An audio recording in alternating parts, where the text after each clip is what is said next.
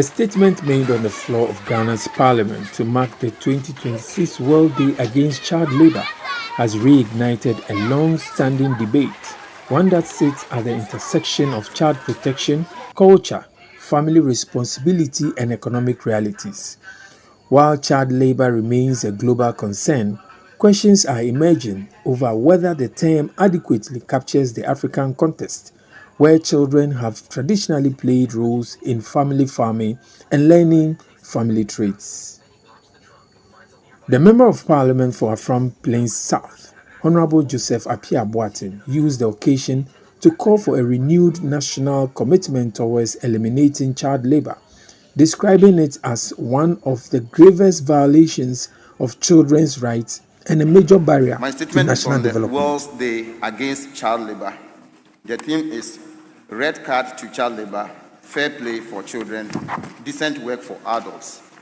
Child labor, which involves work that is harmful to a child's physical, mental, moral, or social development, remains one of the gravest violations of children's rights and a major challenge to national development.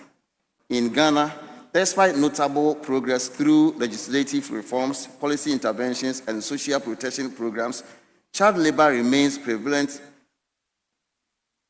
in sectors such as agriculture, fishing, mining, street hawking, and domestic work. Mr. Speaker, child labor in Ghana manifests in various forms, including trafficking, forced labor, and commercial sexual exploitation, hazardous work in sectors such as mining, fishing, quarrying, and agriculture, and exploitative labor through street hawking, domestic work, and other informal activities. We have to prevent children from getting closer to such areas like mining, agriculture, quarrying, and others, because some case they don't know much, but we have to guide them. But because of poverty level, the unemployment level, and also living cost which is high, it makes them, it forces them to get into child labor. So our appeal to government and the state institutions will also help and find a way of supporting vulnerable people and vulnerable homes so that they can also be on their feet. And I know Ghana is not possible, or it's not possible to get unemployment benefits, but I think the government should do well to help people with vulnerability families, for them to also be on their feet so that their kids can also go to school, because sometimes because of poverty level, children are forced to drop out from school so that they can come and help mommy or daddy or grandma, whoever that they stay with, or their guardian. They use them, but it shouldn't be so. We should let every Ghanaian child have education in the classroom and become a better person in the country.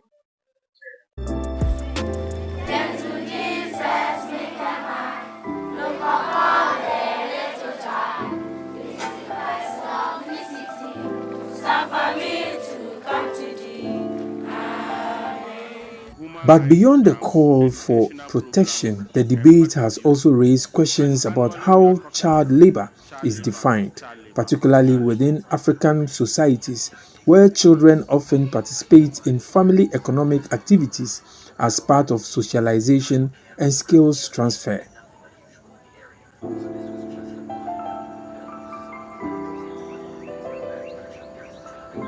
The Member of Parliament for Kintampo North, Honorable Joseph Kwame Nkrumah, argues that policymakers must reconsider the broad use of the term child labor and distinguish between exploitation and culturally accepted forms of learning and contribution. Mr. Speaker, I beg to differ today a bit. Can we begin to relook at the causes of child labor well as a nation and beyond? I take myself, for example, Mr. Speaker. I was very young when my mother and my father had separation. I was moved to my senior father at a community called Asante Kwa in the Kintampo North municipality. My senior father was a yam farmer. He never forced me to start using the hoe. But at a point, I was gingered up on my own to tell them that I wanted to farm. And he permitted it at a point. Mr. Speaker, the end result about this is that at my secondary school, during economic recovery program, my father was affected. I didn't have money to continue. But because I knew how to use the hoe already, I used to tell our assistant headmaster, who used to farm, that anytime he plowed, his 2 acres farm, he should never give it to Bade people. And Mr. Speaker, to put it on record, I used to be able to farm 1 acre every 3 days to claim the money to support myself in education. The speaker himself, the Speaker of Parliament, one day he told me, he said, look, they used to move from Upper West through to Kentampo to other places to do what they call jong in Dagari. That's they go to collect by day. Honorable Chiwite is just seated there. That is how they all grew up in learning how to farm. We should begin to look at some of these figures. If not, the international community will continue to throw figures at us and will leave our culture away, follow their figures just for following sake.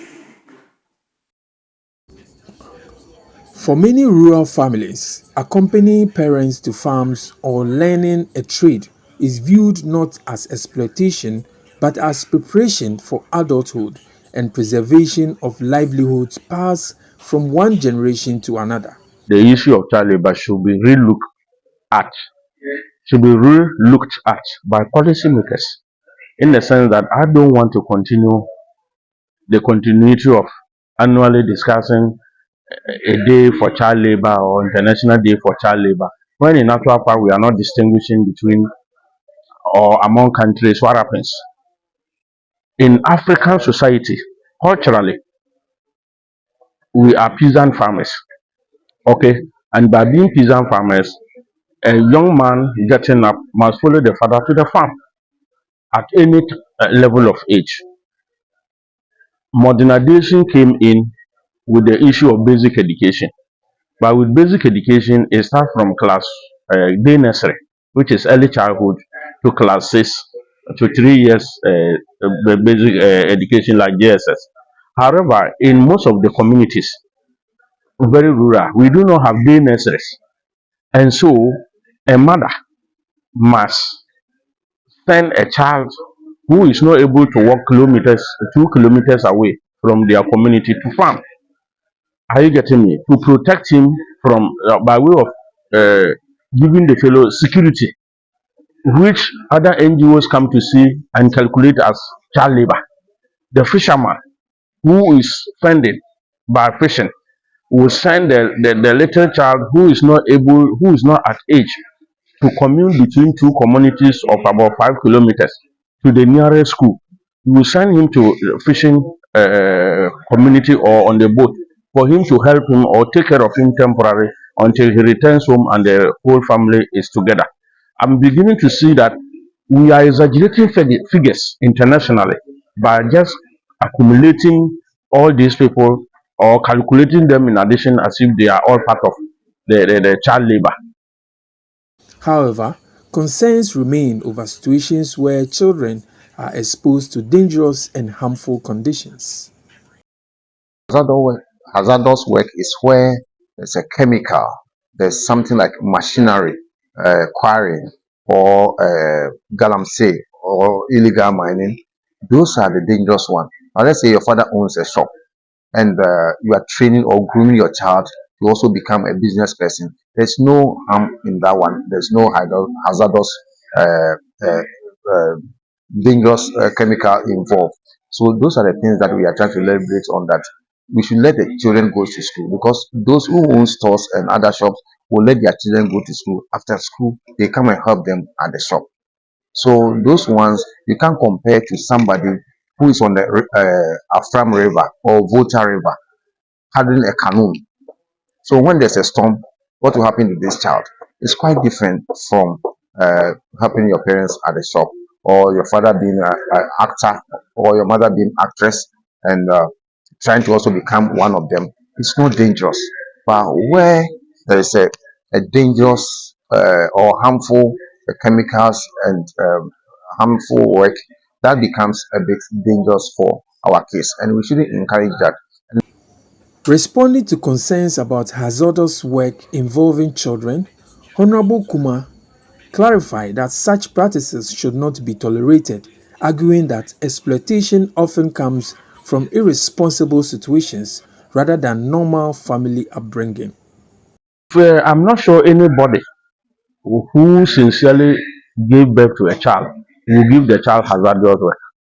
Okay, that means we are rather talking of irresponsibility on the part of parents, leading to some children not staying with their own parents and being given out for hazardous work.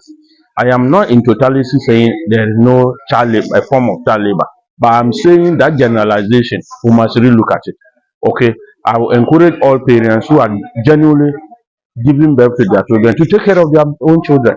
If you carelessly just come and deliver children and leave them with their grandparents who do not shout on them and leave them to go the way they go, that's where some give them to hazardous work.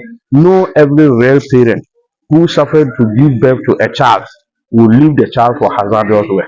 They are just, you get those hazardous work from people who more or less are not very mentally sound, are not fully married, just delivered for delivering sake. Those who are in slums, leaving their children for some of this work. Well-meaning person who